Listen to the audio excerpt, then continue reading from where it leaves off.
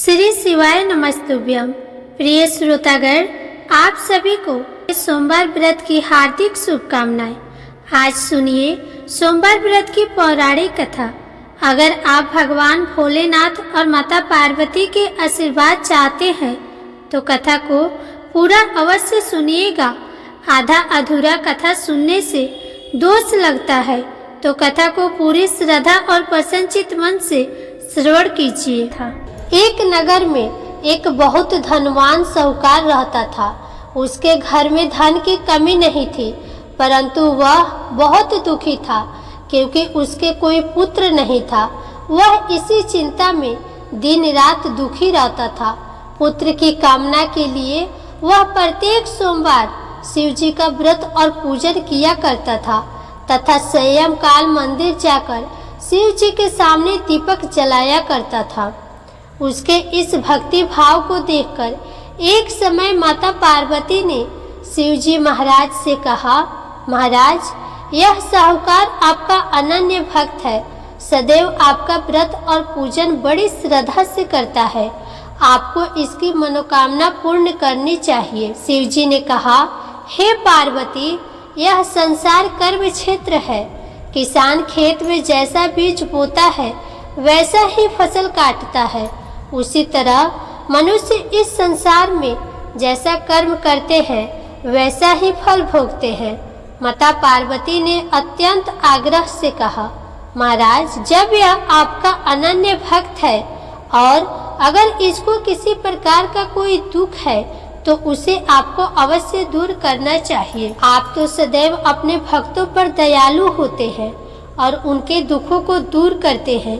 यदि आप ऐसा नहीं करेंगे तो मनुष्य आपका पूजन तथा व्रत क्यों करेंगे। माता पार्वती का ऐसा आग्रह देख शिव जी कहने लगे, हे पार्वती, इसके कोई पुत्र नहीं है, इसी चिंता में यह अति दुखी रहता है। इसके भाग्य में पुत्र न होने पर भी मैं इसको पुत्र की प्राप्ति का वर देता हूँ, परंतु वह पुत्र केवल 12 वर्ष तक जीवित रहेगा।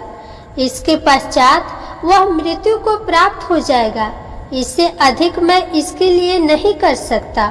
माता पार्वती और भगवान शिव का यह वार्तालाप साहूकार सुन रहा था। इससे उसको न कुछ प्रसन्नता हुई और न ही कुछ दुख हुआ। वह पूर्व की तरह शिव जी का व्रत और पूजन करता रहा। कुछ समय बाद साहूकार की स्त्री गर्भवती हुई और 10वें महीने उसके गर्भ से अति सुंदर पुत्र उत्पन्न हुआ।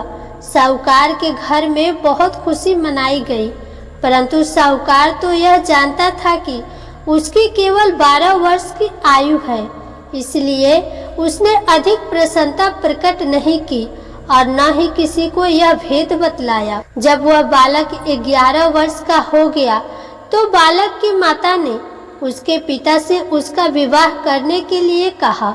साहूकार ने कहा, अभी मैं इसका विवाह नहीं करूंगा, मैं अपने पुत्र को काशी पढ़ने के लिए भेजूंगा। साहूकार ने बालक के मामा को बुलाकर उसको बहुत सा धन देकर कहा, तुम इस बालक को काशी पढ़ने के लिए ले जाओ और रास्ते में जिस स्थान पर भी जाओ यज्ञ तथा ब्राह्मणों को भोजन कराते तथा दक्षिणा देते हुए जाओ। दोनों मामा भांजे यज्ञ करते और ब्राह्मणों को भोजन कराते तथा दक्षिणा देते काशी की ओर चल पड़े। रास्ते में उनको एक शहर पड़ा। उस शहर के राजा की कन्या का विवाह था, परंतु जो राजकुमार विवाह कराने के लिए आया था वह एक आंख से काना था। उसके पिता राजा को इस बात की बड़ी चिंता थी कि कहीं राजकुमार को देख राजकुमारी तथा उसके माता पिता विवाह में किसी प्रकार की अड़चन पैदा न कर दे। जब उसने अति सुंदर सेठ के लड़के को देखा तो मन में विचार किया कि क्यों न द्वाराचार्य के समय इस लड़के से वर का काम चलाया जाए। ऐसा मन में विचार कर राजकुमार के पिता ने उस लड़के और उसके मामा से बात की। वे राजी हो गए। फिर उस साहूकार के लड़के को वर के कपड़े पहनाकर तथा घोड़ी पर बैठाकर कन्या के द्वार पर ले गए। सभी कार्य प्रसन्नता से पूर्ण हो गया। राजकुमार के पिता ने सोचा कि यदि विवाह कार्य भी इसी लड़के से करा लिया जाए तो क्या बुराई है। ऐसा विचार कर लड़के और उसके मामा से कहा, यदि आप फेरों और कन्यादान के काम को भी करा दे तो आपकी बड़ी कृपा होगी। मैं इसके बदले आपको बहुत सारा धन दूंगा। दोनों ने इसे सहर्ष स्वीकार कर लिया और विवाह कार्य भी बहुत अच्छी तरह से संपन्न हो गया। सेठ का पुत्र जिस समय जाने लगा तो उसने राजकुमारी की चुनरी के पल्ले पर लिख दिया, तेरा विवाह मेरे साथ हुआ है, परंतु जिस राजकुमार के साथ तुमको भेजेंगे वह एक आंख से काना है। मैं काशी जी पढ़ने जा रहा हूँ। सेठ के लड़के के जाने के पश्चात राजकुमारी ने जब अपनी चुनरी पर ऐसा लिखा हुआ पाया तो उसने काने राजकुमार के साथ जाने से मना कर दिया। उसने अपने माता पिता को सारी बात बता दी और कहा कि यह मेरा पति नहीं है, मेरा विवाह इसके साथ नहीं हुआ है। जिसके साथ मेरा विवाह हुआ है वह तो काशी जी पढ़ने गया है। राजकुमारी के माता पिता ने अपनी कन्या को विदा नहीं किया और बारात वापस चली गई। उधर सेठ का लड़का और उसका मामा काशी जी पहुंच गए। वहां जाकर उन्होंने यज्ञ करना और लड़के ने पढ़ना शुरू कर दिया। जिस दिन लड़के की आयु 12 साल की हुई उस दिन उन्होंने यज्ञ रचा रखा था। लड़के ने अपने मामा से कहा, मामा जी आज मेरी तबीयत कुछ ठीक नहीं है। मामा ने कहा, अंदर जाकर सो जाओ। लड़का अंदर जाकर सो गया और थोड़ी देर में उसके प्राण निकल गए। जब उसके मामा ने आकर देखा कि उसका भांजा मृत पड़ा है तो उसको बड़ा दुख हुआ। उसने सोचा कि अगर मैं अभी रोना पीटना मचा दूंगा तो यज्ञ का कार्य अधूरा रह जाएगा। अतः उसने जल्दी से यज्ञ का कार्य समाप्त कर ब्राह्मणों के जाने के बाद रोना पीटना शुरू कर दिया। संयोगवश उसी समय शिव पार्वती उधर से जा रहे थे। जब उन्होंने जोर जोर से रोने की आवाज सुनी तो पार्वती जी कहने लगी, महाराज कोई दुखिया रो रहा है, इसके कष्ट को दूर कीजिए। जब शिव पार्वती वहां पहुंचे तो उन्होंने पाया कि वहां एक लड़का मृत पड़ा था। माता पार्वती कहने लगी, महाराज यह तो उसी सेठ का लड़का है जो आपके वरदान से उत्पन्न हुआ था। शिवजी ने कहा, हे पार्वती इसकी आयु इतनी ही थी, वह यह भोग चुका है। तब पार्वती जी ने कहा, हे महाराज इस बालक को और आयु दो, नहीं तो इसके माता पिता तड़प तड़प कर मर जाएंगे। माता पार्वती के बार बार आग्रह करने पर शिवजी ने उसको जीवन का वरदान दिया। शिवजी की कृपा से वह लड़का जीवित हो गया। शिवजी और पार्वती कैलाश पर्वत पर चले गए। शिक्षा पूर्ण होने पर वह लड़का और उसका मामा उसी प्रकार यज्ञ करते, ब्राह्मणों को भोजन कराते तथा दक्षिणा देते अपने घर की ओर चल पड़े। रास्ते में उसी शहर में आए जहां उस लड़के का वहां की राजकुमारी से विवाह हुआ था। वहां आकर उन्होंने यज्ञ आरंभ कर दिया। उस लड़के के ससुर वहां के राजा ने उनको पहचान लिया और महल में ले जाकर उसकी बहुत आवभगत की। बहुत से दास दासियों सहित आदर पूर्वक अपनी राजकुमारी और जमाई को विदा किया। जब वे अपने शहर के निकट आए तो मामा ने कहा कि मैं पहले तुम्हारे घर जाकर तुम्हारे माता पिता को खबर कर आता हूँ। जब उस लड़के का मामा घर पहुँचा तो लड़के के माता पिता घर की छत पर बैठे थे। उन्होंने यह प्रण कर रखा था कि यदि हमारा पुत्र सकुशल लौट आया तो हम राजी खुशी नीचे आ जाएंगे, नहीं तो छत से गिरकर अपने प्राण दे देंगे। उस लड़के के मामा ने आकर जब यह समाचार दिया कि आपका पुत्र आ गया है तब उनको विश्वास नहीं हुआ।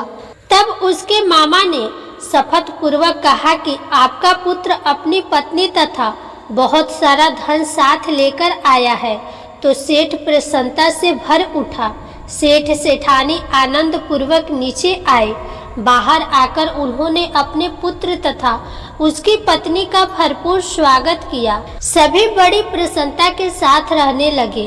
जो कोई सोमवार के व्रत को धारण करता है अथवा इस कथा को पढ़ता या सुनता है, उसके सब दुख दूर होकर उसकी समस्त मनोकामनाएं पूर्ण होती है तथा इस लोक में नाना प्रकार के सुख भोग कर अंत में सदा शिव के लोक को प्राप्त होते हैं। जय भोलेनाथ। माता पार्वती की जय।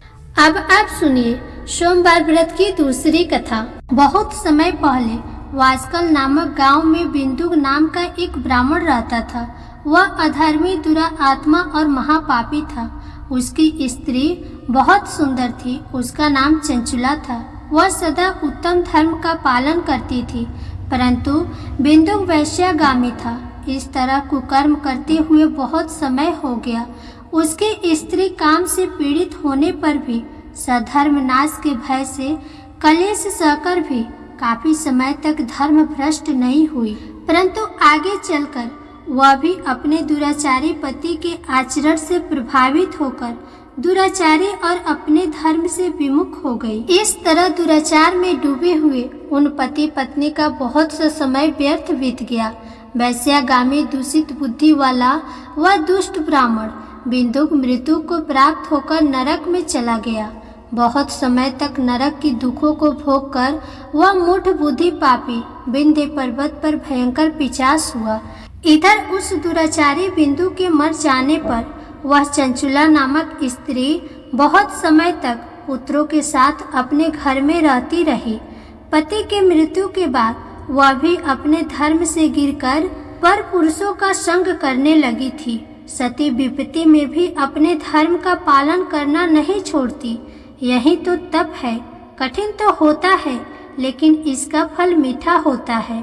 एक दिन देवयोग से किसी पुण्य पर्व के आने पर वह अपने भाई बंधुओं के साथ गोकर्ण क्षेत्र में गई। उसने तीर्थ के जल में स्नान किया और बंदी जनों के साथ यहाँ वहाँ घूमने लगी। वह एक देव मंदिर में गई। वहाँ उसने एक ब्राह्मण के मुख से भगवान शिव की परम पवित्र एवं मंगलकारी कथा सुनी।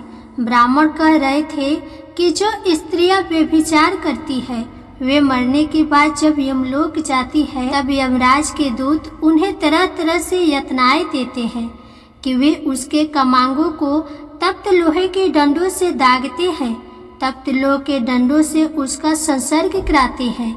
ये सारे दंड इतनी वेदना देने वाले होते हैं कि जीव पुकार पुकार कर कहता है कि अब वह ऐसा नहीं करेगा, लेकिन यमदूत उसे छोड़ते नहीं हैं। कर्मों का फल तो सभी को भोगना पड़ेगा। देव, ऋषि, मनुष्य सभी इससे बंधे हुए हैं। ब्राह्मण के मुख से ये वैराग्य बढ़ाने वाली कथा को सुनकर चंचुला भय से व्याकुल हो गई। कथा समाप्त होने पर सभी लोग वहां से चले गए। तब कथा वाचने वाले ब्राह्मण देवता से चंचुला ने कहा, हे ब्राह्मण, धर्म को न जानने के कारण मेरे द्वारा बहुत बड़ा दुराचार हुआ है। स्वामी, मेरे ऊपर कृपा कर मेरा उद्धार कीजिए। आपके प्रवचन को सुनकर मुझे इस संसार से वैराग्य हो गया है। मुझ मूढ़ चित्त वाली पापनी को धिक्कार है। मैं निंदा के योग्य हूँ। मैं बुरे विषयों में फंसकर अपने धर्म से विमुख हो गई थी। कौन मुझ जैसी को मार्ग में मन लगाने वाली पापनी का साथ देगा? जब यमदूत मेरे गले में फंदा डालकर मुझे बांधकर ले जाएंगे और नरक में मेरे शरीर के टुकड़े करेंगे, तब मैं कैसे उन महान यातनाओं को सहन कर पाऊंगी? मैं सब प्रकार से नष्ट हो गई हूँ, क्योंकि अभी तक मैं हर तरह से पाप में ही डूबी रही हूँ। हे ब्राह्मण, आप मेरे गुरु हैं, आप ही मेरे माता पिता हैं। मैं आपकी शरण में आई हूँ। मुझ अबला का अब आप उद्धार कीजिए। इस प्रकार विलाप करती हुई चंचुला ब्राह्मण देवता के चरणों में गिर पड़ी। तब ब्राह्मण ने उसे कृपा पूर्वक उठाया और इस प्रकार कहा, नारी, तुम सौभाग्यशाली हो जो भगवान शंकर की कृपा से तुमने वैराग्यपूर्ण यह कथा सुनी है और कथा को सुनकर समय से अपनी गलती का एहसास कर लिया है। तुम डरो मत और भगवान शंकर की शरण में जाओ। उनकी परम कृपा से तुम्हारे सभी पाप नष्ट हो जाएंगे।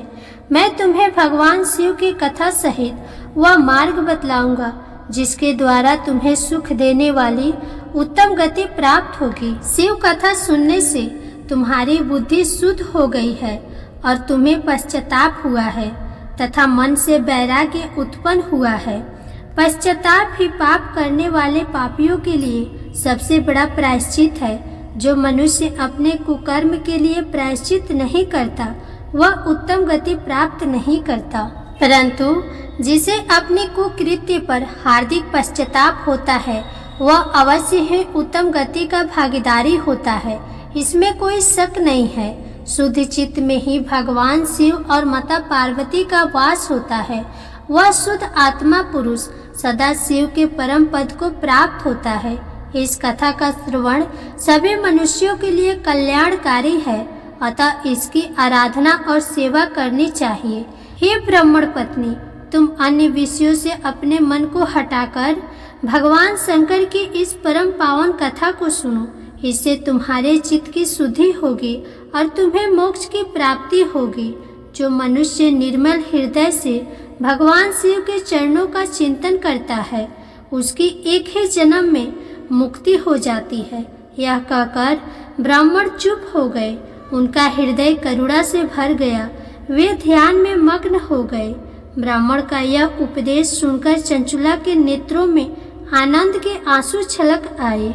वह हर्ष भरे हृदय से ब्राह्मण देवता के चरणों में गिर गई और हाथ जोड़कर बोली कि मैं कृतार्थ हो गई। हे ब्राह्मण शिव भक्तों में श्रेष्ठ स्वामी, आप धन्य हैं। आप परमार्थदर्शी हैं और सदा ही परोपकार में लगे रहते हैं। साधु, मैं नरक के समुद्र में गिर रही हूँ। कृपा करके मेरा उद्धार कीजिए। जिस पौराणिक और अमृत के समान कथा का बात आपने की है उसे सुनकर ही मेरे मन में वैराग्य उत्पन्न हुआ है। उस अमृतमय कथा को सुनने के लिए मेरे मन में बड़ी श्रद्धा हो रही है। कृपा आप मुझे उसे सुनाइए। कथा सुनने की इच्छा मन में लिए हुए चंचुला उन ब्राह्मण देवता की सेवा में वहीं रहने लगी। उस गोकर्ण नामक महाक्षेत्र में ब्राह्मण देवता के मुख से चंचुला भगवान शिव की भक्ति, ज्ञान और वैराग्य बढ़ाने वाली और मुक्ति देने वाली परम उत्तम कथा सुनकर कृतार्थ हुई। उसका चित्त शुद्ध हो गया। वह अपने हृदय में शिव के गुण रूप का चिंतन करने लगी। वह सदैव शिव सच्चिदानंदमय स्वरूप का स्मरण करती थी। इसके बाद अपना समय पूर्ण होने पर चंचुला ने बिना किसी कष्ट के अपना शरीर त्याग दिया। उसे लेने के लिए एक दिव्य विमान वहां पहुंचा। ये विमान शोभा साधनों से सजा था और शिव गणों से सुशोभित था। चंचुला विमान से शिवपुरी पहुंची। उसके सारे पाप धुल गए। वह दिव्य रूप धारिणी दिव्यांगना हो गई थी। वह गौरांगड़ी देवी मस्तक पर अर्धचंद्र का मुकुट और अन्य दिव्य आभूषण पहने शिवपुरी में पहुंची। वहां उसने सनातन देवता त्रिनेत्रधारी महादेव शिव को देखा। सभी देवता उनकी भक्ति भाव में उपस्थित थे। उनकी अंग कांति करोड़ों सूर्यों के समान प्रकाशित हो रही थी। 5 मुख और हर मुख में 3-3 नेत्र थे। मस्तक पर अर्धचंद्र आकार मुकुट शोभायमान हो रहा था। कंठ में नील चिन्ह। उनके साथ में देवी गौरी विराजमान थी जो विद्युत पुंज के समान प्रकाशित हो रही थी। महादेव जी की कांति कपूर के समान गौर थी।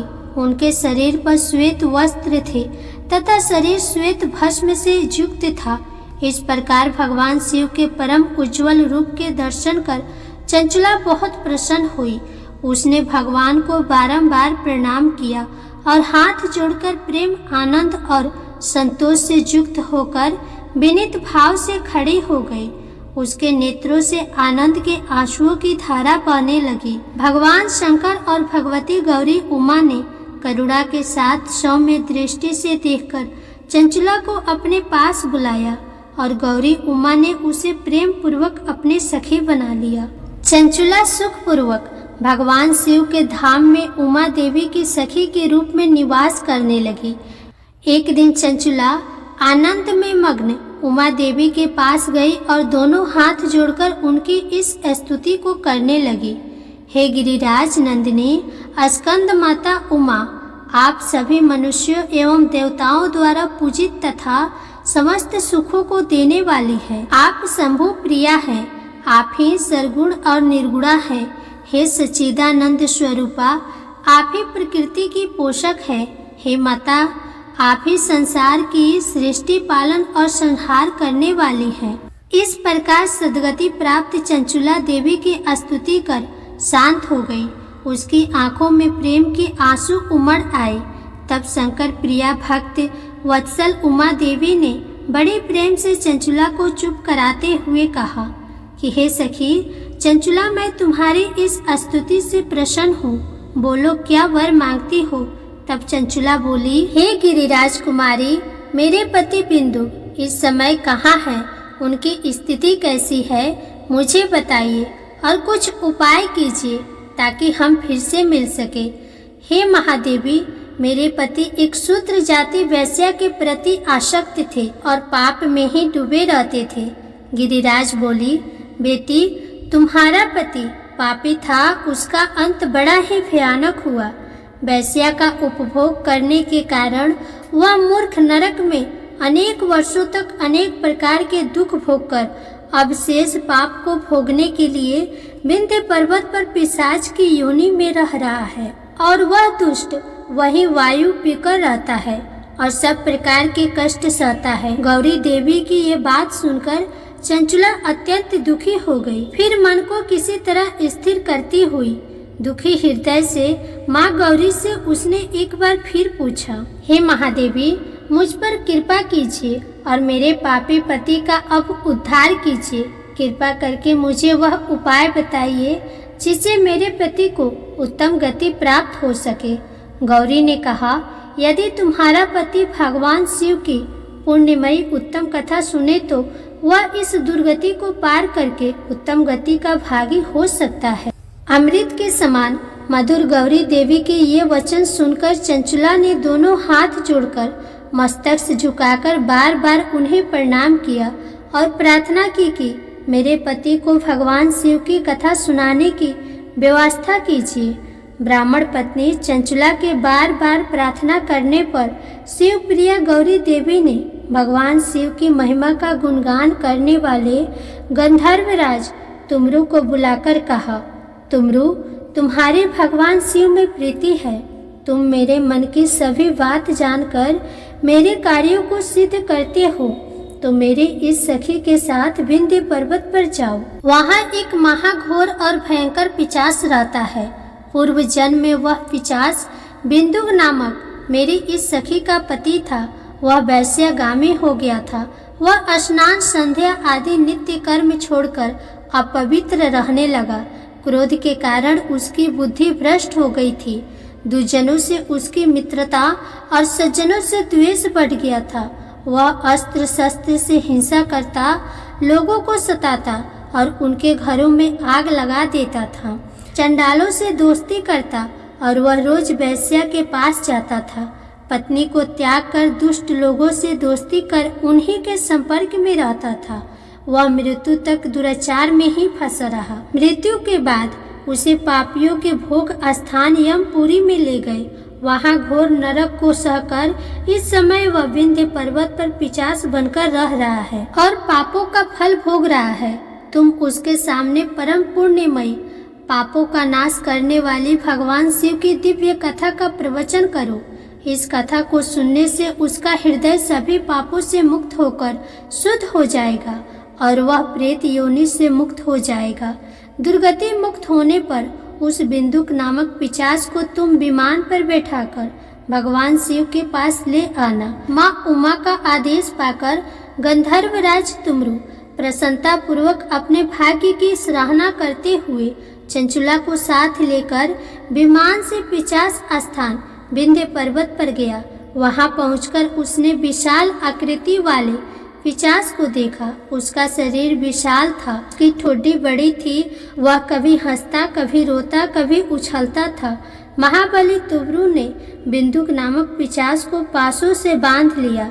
उसके पश्चात तुमरू ने कथा वाचने के लिए स्थान तलाश कर मंडप की रचना की। शीघ्र ही इस बात का पता लोगों को चल गया कि एक पिशाच के उद्धार हेतु देवी पार्वती की आज्ञा से तुमरू भगवान शिव की कथा सुनाने विंध्य पर्वत पर आया है। उस कथा को सुनने के लोभ से बहुत से देवर्षि वहां पहुंच गए। सभी को आदर पूर्वक स्थान दिया गया। पिशाच बिंदु को पासों में बांधकर आसन पर बैठाया गया और तब तुमरू ने परम उत्तम भगवान शिव की अमृत कथा का गान शुरू किया, जिसे सुनकर सभी श्रोता कृतार्थ हो गए। परम पुण्यमयी कथा को सुनकर पिशाच सभी पापों से मुक्त हो गया और उसने पिशाच शरीर का त्याग कर दिया। शीघ्र ही उसका रूप दिव्य हो गया। उसका शरीर गौर वर्ण का हो गया। शरीर पर श्वेत वस्त्र एवं पुरुषों के आभूषण आ गए। इस प्रकार दिव्य देहधारी होकर बिंदु अपनी पत्नी चंचुला के साथ स्वयं भी भगवान शिव का गुणगान करने लगा। उसे दिव्य रूप में देखकर सभी को बहुत आश्चर्य हुआ। उसका मन परम आनंद से परिपूर्ण हो गया। सभी भगवान महेश्वर के अद्भुत चरित्र को सुनकर कृतार्थ होकर उनका यशोगान करते हुए अपने अपने धाम को चले गए। बिंदु अपनी पत्नी चंचुला के साथ विमान में बैठकर शिवपुरी की ओर चल दिया। महेश्वर के गुणों का गान करता हुआ बिंदु अपनी पत्नी चंचुला और तुमरू के साथ शीघ्र धाम पहुंच गया। भगवान शिव देवी पार्वती ने उसे अपना पार्षद बना लिया। दोनों पति पत्नी सुखपूर्वक भगवान महेश्वर एवं देवी गौरी के चरणों में अविचल निवास पाकर धन्य हो गए। बोलिए उमा महेश्वर भगवान की जय। जय भोलेनाथ। हर हर महादेव। अब आप सुनिए गणेश भगवान जी की कथा। एक साहूकार था। उसके घर रोज एक ब्राह्मणी रोटी लेने के लिए आती थी। घर के अंदर घुसते ही पुल के ऊपर गजानन जी का मंदिर था। वह गणेश जी को रोटी का एक कवर भोग हमेशा लगाती थी। बहुत दिन हो गए। गणेश जी महाराज ने कहा कि यह मुझे हमेशा भोग लगाती है, मुझे इसे कोई न कोई उपहार जरूर देना चाहिए। गणेश जी एक दिन उसके थाली में हीरे मोती भर देते हैं। ब्राह्मणी तो थाली लेकर अपने घर आ गई और साहूकार के घर रोटी लेने आना बंद कर दी। साहूकारनी ने उसे बुलावा भेजा कि बाई रोटी लेने के लिए क्यों नहीं आती हो। ब्राह्मणी ने कहा कि मुझ पर गणेश जी प्रसन्न हो गए। बहुत वर्ष तक रोटी लेने आ गई, परंतु अब नहीं आऊंगी।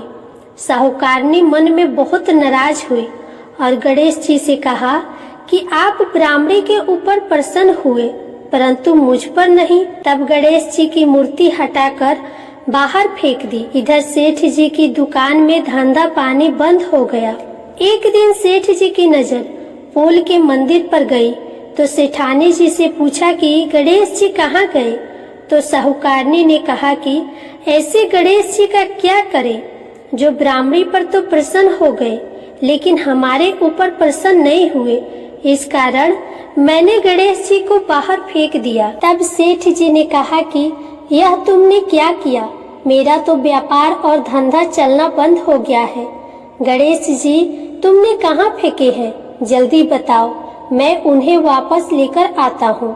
साहूकार जी वापस से गणेश जी को लेने गए तो गणेश जी इतने भारी हो गए कि वे उठे ही नहीं। साहूकार जी ने कहा कि मेरे से गलती हो गई है, आप मेरे घर पधारिए। गणेश जी तो और भी भारी होते गए और कहा कि मैं तो नहीं चलूंगा, पहले साहूकारनी को बुलाकर यहाँ लाओ और वह मुझसे माफी मांगेगी तो ही मैं चलूंगा। और गणेश जी ने कहा कि मुझे हमेशा सवा से चूरमा का भोजन कराओगी तो ही मैं चलूंगा। साहूकार साहूकारनी को लेकर आए और उसे माफी भी मंगवाई और सवा सेर का चूरमा चढ़ाने की हाँ भी भरी। तब साहूकार और साहूकारनी ने गणेश जी को वापस घर में लाकर उन्हें पोल में बिठाया। ऐसा करने पर साहूकार का व्यापार फिर से चलने लगा। हे गणेश जी महाराज, जैसे साहूकार और साहूकारनी पर आप प्रसन्न हुए वैसे सभी पर अपनी कृपा बनाए रखना। प्रेम से बोलिए गणेश भगवान की जय, श्री लक्ष्मी नारायण भगवान की जय। अब आप सुनिए भगवान भोलेनाथ की आरती। ओम जय शिव ओमकार, स्वामी जय शिव ओमकार, ब्रह्मा विष्णु सदा शिव, ब्रह्मा विष्णु सदा शिव, अर्धांगिनी धारा। ओम जय शिव ओमकार, एकानन चतुरानन पंचानन राजे, हंसानन गरुरासन वृषवाहन साजे। ओम जय शिव ओमकार, दो भुज चार चतुर्भुज, दस भुज अति शोहे, तीनों रूप निरखित त्रिभुवन जन मोहे। ओम जय शिव ओमकार, अक्षमाला वनमाला रुद्रमाला धारी, चंदन मृत मग शोहे, चंदन मृत मग शोहे, भाल शशि धारी।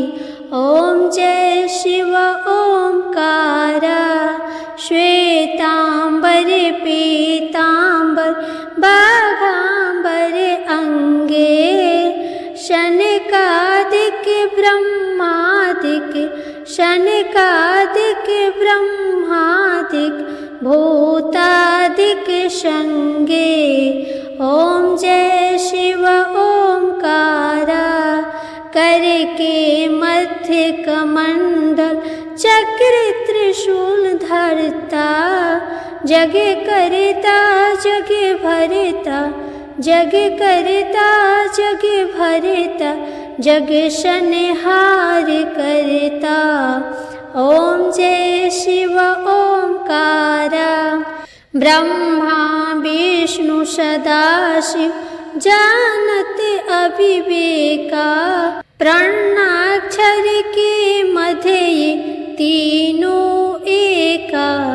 ओम जय शिव ओमकार, त्रिगुण शिव जी की आरती जो कोई नर गावे, कहत शिवानंद स्वामी, कहत शिवानंद स्वामी, मन वांछित फल पावे।